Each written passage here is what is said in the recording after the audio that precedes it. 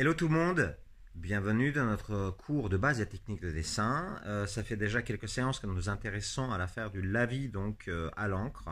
Alors pour toutes celles et ceux qui veulent savoir, qui nous rejoignent que maintenant et qui veulent savoir ce que c'est que le lavis, je vous renvoie à nos vidéos précédentes. Donc c'est ce que nous allons faire aujourd'hui. Il s'agit d'une reprise, enfin on va travailler donc au lavis à partir d'un tableau célèbre qui est Médée furieuse de Delacroix. À titre personnel, à la fois Delacroix et puis ce tableau en particulier sont un petit peu dans mon panthéon. Tout y est réuni, hein, lumière, tragédie, dramaturgie, ligne de force qui mène tout à l'objet du crime, à savoir le couteau. Puis probablement en tant que parent, j'ai une sensibilité particulière par rapport à ce sujet. C'est un sujet d'infanticide qui est ici vraiment souligné d'une façon extrêmement dramatique. Avec le même, on le verra tout à l'heure, le regard finalement de la protagoniste principale, de celle qui perpétue ce crime. Médée ne nous est pas offert, il se dérobe à nous, hein, il est dans la pénombre, elle ne confronte pas le spectateur, elle n'offre au spectateur, le tableau n'offre au spectateur que finalement la scène du crime, et puis l'arme du crime on pourrait dire. Avec le couteau, on verra dans quelques instants à quel point toutes les lignes convergent vers celui-ci. Donc aujourd'hui, l'objectif, ce n'est pas de monter trop en détail. On verra la semaine prochaine éventuellement si on va monter un petit peu plus. Mais l'objectif là, c'est vraiment d'expérimenter ça, c'est-à-dire d'expérimenter quoi? D'expérimenter finalement c'est cette ambiance que Delacroix met en place, une ambiance dramatique à souhait, qui est véhiculée par le dessin, certes, par toutes les fuyantes, par tout ce qui conduit le regard du spectateur, mais principalement par cette lumière, par ce contraste qui existe donc entre la figure, même on pourrait dire le groupe de figures principales ici, d'accord, qui vont dans cette espèce de grotte là comme ça, peut-être presque un petit peu une allégorie du ventre maternel, qui dans cet espace un peu sombre se détache dans une série de courbes qui encore une fois amènent toutes à l'arme du crime, et c'est ça qu'on va travailler, c'est-à-dire comment au lavis travailler les différentes valeurs, déjà monter à partir de quelque chose qui va être une première teinte, un premier gris un peu neutre, qui va nous permettre de monter dessus, donc d'aller à la fois dans des choses plus sombres, puis dans des choses plus claires également, tout en ayant comme ça une espèce de valeur de base un petit peu. Un principe qui existe en peinture depuis très longtemps, qui est vraiment extrêmement pratiqué en peinture notamment, mais on voit également là dans un système comme le dessin de Lavie, ou ensuite Fusain, etc. Toutes ces choses que nous avons travaillées un petit peu en cours. Mais voilà, on va voir comment est-ce qu'on va vers cette lumière, comment est-ce qu'on monte, et c'est ce qui va nous intéresser principalement. Alors je vais donner évidemment quelques indications, hein, surtout à partir donc de notre cadre, comment est-ce qu'on place les éléments, comment est-ce qu'on place les éléments principaux, comment est-ce qu'on place les lignes principales, les axes principaux, les fameuses lignes de force qui mènent donc notre regard et qui construisent les figures, mais on va surtout donc s'intéresser à la lumière. Ici c'est une lumière mystique, une lumière sans provenance réaliste, réelle, elle vient un peu à plusieurs endroits, en tout cas elle manipule finalement le regard du spectateur.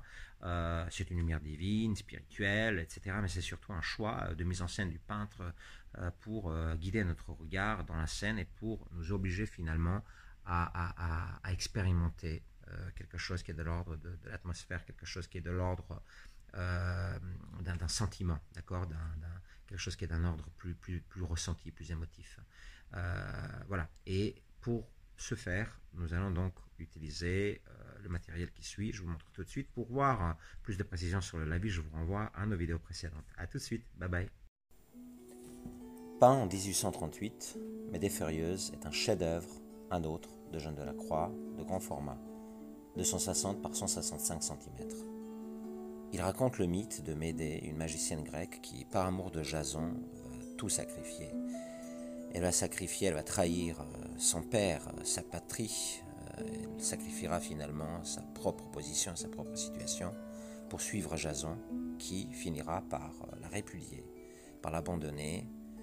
Et c'est cette situation-là qui la met dans la fureur, dans la perte de contrôle absolue, où elle se décidera pour le plus cruel, le plus dur qui est donc l'infanticide, et elle tuera les fils qu'ils ont eu ensemble avec Jason, Merméos et Phérès. Delacroix va puiser son inspiration pour son tableau chez Euripide, probablement la représentation du mythe la plus sombre. On verra à quel point finalement le point de focale, le point de fuite absolu de ce tableau, ça va être justement le poignard. Hein. Tout nous y emmène, les points de fuite du tableau nous emmènent tous, celui de la grotte, des jambes, des bras, etc., vers le seul point vertical du tableau, celui du poignard, et donc on mène notre regard à considérer bien davantage cette affaire-là, celle donc du crime, avec des bras même disproportionnés, comme quoi les peintres ne s'embarrassent pas de proportions, etc., quand il s'agit de souligner une dramaturgie, une tragédie, un sentiment. Le regard ne nous est pas offert, le regard de Médée. Hein. Il se détourne, nous laissons seuls avec le crime. L'autre personnage principal ici, c'est la lumière mystique, encore une fois, qui n'a pas vraiment de source physique, c'est ce qui va nous intéresser aujourd'hui. Le matériel, si possible, un spalter assez large. Ensuite, 3 pinceaux, un fin et 2 moyens, et 2 valeurs de l'habit principal, avec évidemment un crayon et une gomme. Uniquement pour faire donc notre cadre de début qui est effectué ici. Donc d'abord, je fais cette valeur moyenne d'un gris, essayer de faire au maximum le gris que je suis en train de faire là, ni trop sombre ni trop clair, quelque chose au milieu comme ça. Il s'agit d'environ 1/10 d'encre pour 9/10 d'eau. Hein. Et donc bientôt on va poser notre construction. Je vous invite aujourd'hui à faire votre construction uniquement au pinceau. Vous allez assécher votre pinceau et puis là vous voyez je pose quelques repères, la hauteur des têtes, la hauteur du coude, la hauteur des pieds des enfants, de l'épaule de Médée, le milieu de la tête, de la tête de Médée tombe au milieu en haut. Voilà, je pose quelques repères simplement pour pouvoir ensuite effectuer ce qu'on appelle un polygone d'enveloppe. Je le fais avec un pinceau assez asséché. Et là, je vous invite vraiment à faire ça, quitte à sacrifier un petit peu à la précision. Soyez en gros dans une justesse d'ensemble, mais ne cherchez pas forcément à être ultra précis. Ici, ce qui compte le plus pour l'exercice, ça va être vraiment de faire quelque chose d'atmosphérique, quelque chose où la lumière est bien plus mise en avant que tout le reste. Donc une fois que j'ai effectué mon polygone d'enveloppe principal, grâce à mes repères, et je prends l'ensemble des figures ici, je prends l'ensemble des figures comme figure principale. Je ne distingue pas pour l'instant Médée, les enfants, etc. C'est vraiment ce qui se passe au milieu, ce groupe-là. Une fois que je l'ai distingué, je vais faire une première balance comme ça du fond qui lui va être plus sombre que cette forme qui se détache au milieu et qui est plus claire. Et une fois que j'ai effectué ça, maintenant je vais m'atteler donc à l'établissement des petites lignes de force et en procédant si possible vraiment par des tâches plutôt que par des lignes.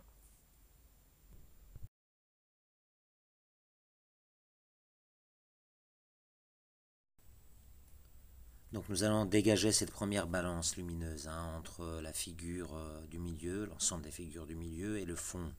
Et il ne faut pas hésiter à le faire, pourquoi pas, avec le spalter. Puis ensuite, je vais m'atteler à l'établissement d'un certain nombre de lignes de force à l'intérieur, mais aussi à l'extérieur, préciser un petit peu le contour. Je le fais ici, j'avais pris un fusain entre les mains, un fusain en crayon, là, on peut le faire à partir du moment où c'est sec, n'hésitez pas, mais je vous invite réellement à le faire avec un pinceau sec, c'est beaucoup mieux. Voilà notre premier résultat, c'est ce dégagement donc dans ce qui constitue cet îlot principal clair et toute la mer, si je puis dire, qui est autour et qui est plus sombre. Tout ça, évidemment, avec des variantes. Et une fois que j'ai mes 2 grands groupes en termes de lumière, ma balance principale entre donc la figure du milieu et puis tout ce qui l'entoure, je vais m'atteler à l'établissement à la fois d'une précision du contour, mais aussi évidemment et aux lignes de force principale qui régissent l'espace intérieur, l'espace plus clair. Je suis encore avec mon crayon fusain, j'avais pris ça presque machinalement à un moment donné. Évidemment, je vous invite encore une fois à vraiment le faire avec un pinceau à sécher. Je vais bientôt lâcher ça et passer uniquement au pinceau. Je précise un petit peu autour du visage, j'ai précisé les bras, j'ai précisé les lignes de force des bras plutôt, j'ai précisé les les emplacements des points cardinaux des enfants et la tête, les pieds, etc. Et puis là, ça y est, c'est bon, je passe au pinceau. J'ai pris cette fois le lavis un petit peu plus sombre pour dégager de façon un peu plus incisive, hein, pour préciser cette séparation donc, entre mon continent qui est plus clair et le fond, la mer qui, elle, serait un petit peu plus sombre.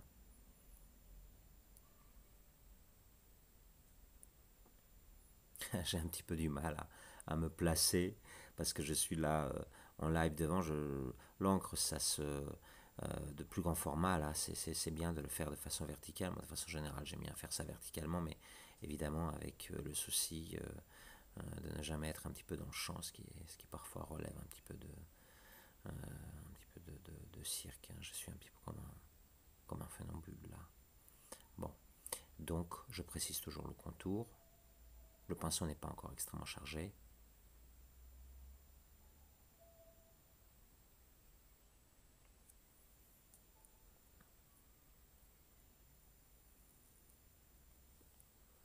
Là, je m'étais attelé en fait à précision au niveau donc du bas avec le vêtement, le pied, etc. Alors il faut essayer à chaque fois, surtout n'oubliez pas ça, regardez hein, comme c'est bardé là, comme c'est criblé partout autour, dans les marges. C'est extrêmement important de laisser ces marges vierges pour pouvoir ensuite, en fabriquer en tout cas, de les penser pour pouvoir ensuite délester son pinceau, tester le lavis, etc. Là, donc ça y est, je suis entré à l'intérieur et par tâche, par masse et massette, par ligne, virgule, point, etc., je dégage ce qui est de l'ordre donc des zones de contact. D'abord ce que je vois de plus sombre. Et à chaque fois, je m'attelle donc à quelque chose qui est d'un ordre géométrique. Je ne suis pas à aucun moment en train de faire un bras, des doigts, une main, un drapé, etc. Je suis en train de dégager une tête, là, vous voyez, par exemple, je suis en train d'aller autour de la tête d'un des garçons, mais je ne suis pas du tout dans un aspect, si vous voulez, un narratif. Je ne suis uniquement que dans la géométrie. Voilà, on va voir ça dans quelques instants. Vous voyez, c'est de la géométrie. J'ai posé des lignes, j'ai posé des masses et des massettes pour le moment. Et là, je continue. J'en ai même fait d'autres, un petit peu plus sombres. Faut réfléchir en termes de petits triangles, de petits ronds, de petites ellipses, etc. Il ne faut pas réfléchir en termes de doigts, de dagues, de drapés, etc., etc.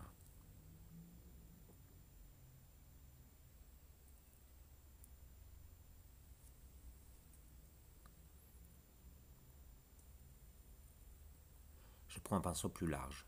Il est largement temps, là, de dégager cette espèce de grande masse au milieu, qui est plutôt sombre. La masse du drapé. Pour l'instant, je dois effectuer avec un tout petit peu plus de précision le contour de cette masse. Plus vous serez dans une lecture abstraite des choses, plus vous réussirez la véracité, la justesse de votre dessin et de votre construction. C'est là le secret, si vous voulez, du dessin. Monet le rappelle fortement, très fortement, magnifiquement, quand il dit pour bien peindre une chose, il faut que j'en oublie le nom. Alors c'est quelque chose, c'est un adage que je rappelle sans cesse. Vous voyez, là, je regarde finalement la nature de cet espace géométrique qui se dégage. Je ne suis pas en train de faire un drapé. Je suis en train de mettre en place un espace géométrique que je vais ensuite remplir avec le ton qui convient, ou plutôt la valeur qui convient, qui est là un peu plus sombre. Voyons voir ce que ça donne. Voilà. Voici le stade auquel je me situe actuellement.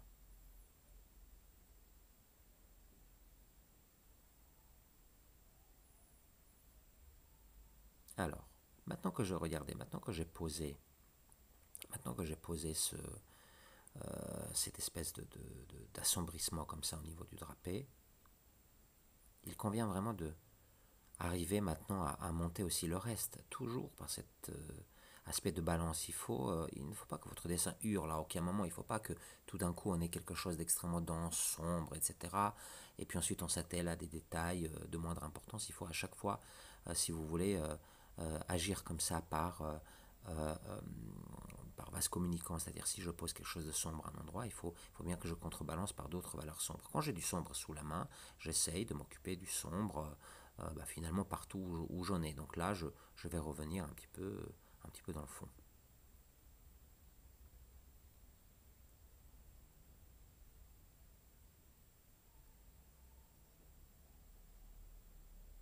Alors j'avais même pris un gros spalter, voilà, le gros spalter pour contrebalancer. Vous voyez maintenant avec cette tache qui était là au début, assez sombre, et avec ce que je fais autour, tout d'un coup je la remets, je la remets à sa juste place, si vous voulez, en termes de lumière. Tout à l'heure elle jurait un petit peu, il était urgent donc de contrebalancer en revenant dans le fond. Je ne suis pas du tout en train de terminer un personnage puis l'autre puis le troisième. Je suis sans cesse en train de m'occuper de l'ensemble de l'espace par ce système de valeurs, par ce système de choses qui sont plus dans l'ombre, moins dans l'ombre, plus dans la lumière, moins dans la lumière, etc. Je vais même d'ailleurs assez prochainement passer sur du blanc pour commencer même à monter un petit peu les valeurs plus claires. Allez, on y va, on passe sur du blanc. Et dans un premier temps, c'est un jus blanc. D'accord? C'est pas tout de suite le blanc le plus blanc. Alors je vais le poser à partir des endroits où je constate le plus de blanc, mais pour le moment j'y vais donc avec 30-40%, on va dire. Je ne vais pas avec 100% du blanc. Même si je le fais à un endroit où finalement je commence donc par l'endroit où je vois le plus de blanc. Là, moi je le constate au niveau de sa poitrine, épaules, etc. En dessous de la tête, qui elle reste d'ailleurs un petit peu dans l'obscurité. Mais je n'y vais pas encore avec ce que je vois pleinement. On peut constater très clairement qu'il s'agit d'une lumière extrêmement forte à ces endroits-là, mais pour le moment, je n'y vais pas de pleine force. Je la monte d'abord 30%, puis 50%, puis 70%, puis ensuite 100% pour la fin, avec une espèce de principe de cerise sur le gâteau.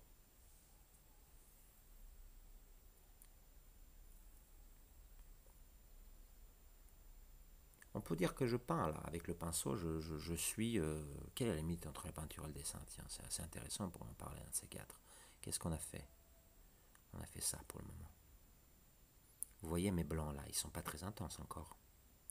Mais ils sont disposés à peu près partout, il faut les disposer. Sans oublier le fait que maintenant que j'ai dégagé par un système de balance, donc un fond qui est plus sombre, bah, tout d'un coup, ma valeur neutre du début apparaît plus claire. D'accord? Donc je n'ai pas à raisonner en termes de tiens, c'est clair, donc je mets du blanc. Tout est une question de rapport. Quelque chose devient clair ou plus clair à partir du moment où son environnement, lui, est plus sombre. C'est pour ça, par exemple, qu'on va arriver à faire des effets de lumière sur des lunes, sur des soleils, des choses comme ça. On va avoir l'impression qu'un soleil brille dans un paysage à partir du moment où, autour du soleil, on aménageait des espaces suffisamment sombres, puis ensuite avec vraiment suffisamment de dégradés, si vous voulez, pour que ce soleil apparaît briller un petit peu comme ça.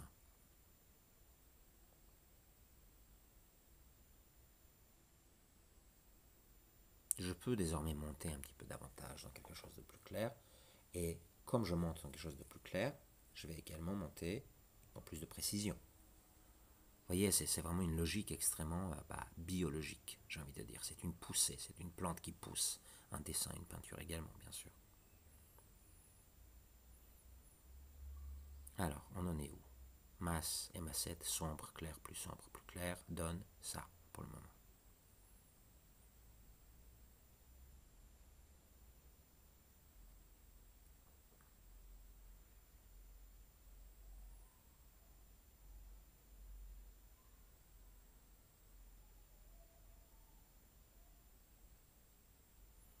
Voilà, je m'attelle un petit peu à la périphérie. Attention, l'enfant qui est sur la droite, j'ai envie de dire plutôt les volumes, les formes abstraites qui sont sur la droite, là un petit peu en forme de L, ce n'est pas la même clarté que celles qui sont sur la gauche, donc l'autre enfant avec l'épaule, la poitrine, etc.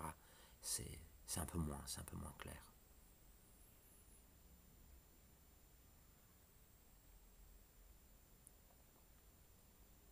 Là, j'ai pris du blanc. Je travaille avec de l'acrylique. Là, j'ai pris de l'acrylique. C'est ce que j'avais un peu sous la main. Vous pouvez prendre de la gouache ou de l'acrylique pour votre blanc. Pour effectuer donc les accents les plus clairs, je peux vous dire que j'ai presque pas utilisé d'eau là. C'est vraiment presque du blanc en pâte. peut d'ailleurs voir hein, les fameux réaux comme ça de clair chez les grands artistes, les grands peintres qui utilisaient ça, comme Claude Lorrain par exemple. On peut même constater sur le dessin encore aujourd'hui que c'est légèrement empâté. On a presque terminé notre séance.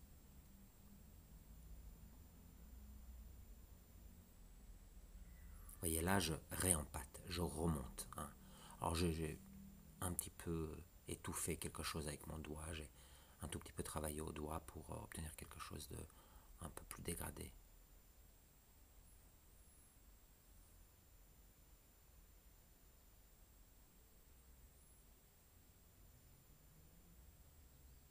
Alors où est-ce qu'on en est?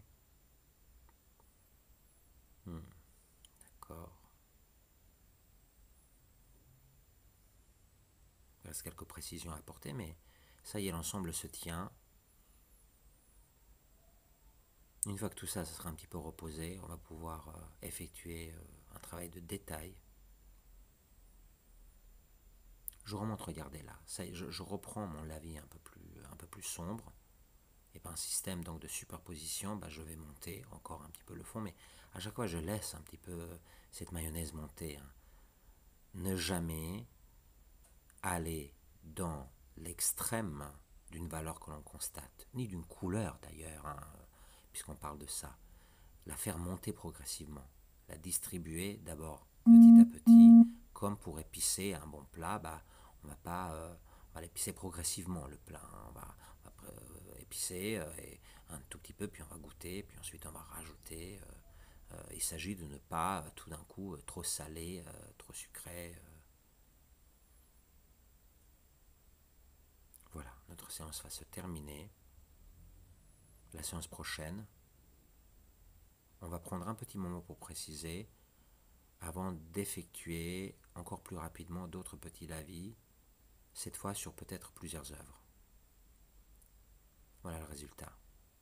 Bon, j'espère que ce n'était pas trop difficile. À vous de jouer. Bye bye. Bisous.